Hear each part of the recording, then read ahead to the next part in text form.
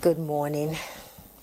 Our federal government has elevated flood prevention to a national security priority with the unveiling of a new anticipatory action framework on floods to move disaster response from reactive to early coordinated response.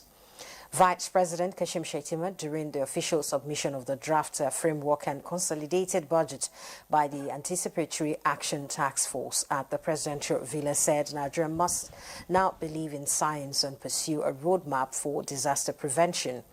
And the new framework, which includes scientific and traditional data gathering methods, triggers early action on a consolidated budget for flood response, aimed to build resilience in states and communities prone to seasonal floods.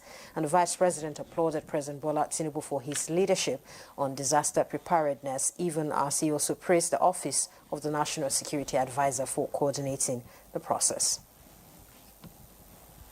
The House of Representatives has approved President Bola Tinubu's request for an amendment of the 2025-2026 federal government external borrowing plan to provide for additional $347 million for critical infrastructure projects.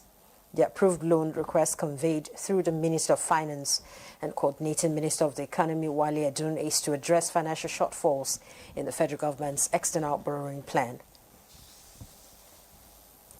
And senators in the Red Chamber Wednesday paid heartfelt tributes to late former President Muhammadu Buhari as they recalled unforgettable moments that shaped their political and personal relationships with the late former Nigerian leader.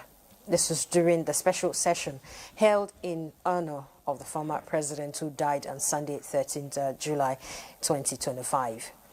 In the motion moved by Senator Okpeyemi Bamidele, the Senate brought to the fore his legacies both as a military head of state and a democratically elected president. Senate commended President Bola Tinubu for the state funeral accorded the late Buhari.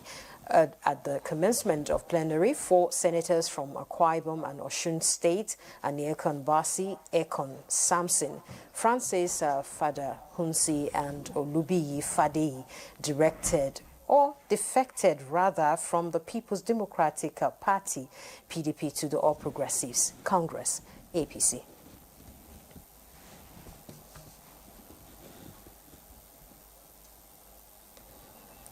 World Bank Group is joining other top financial and development partners in collaboration with Nigeria for the actualization of the 90,000-kilometer optic cable project across the country. Group Managing Director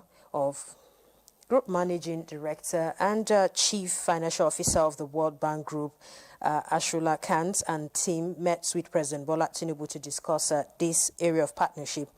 And the World Bank delegation also discussed how to strengthen the existing areas of collaboration with Nigeria, especially in agriculture, energy, and social protection programs such as education and health.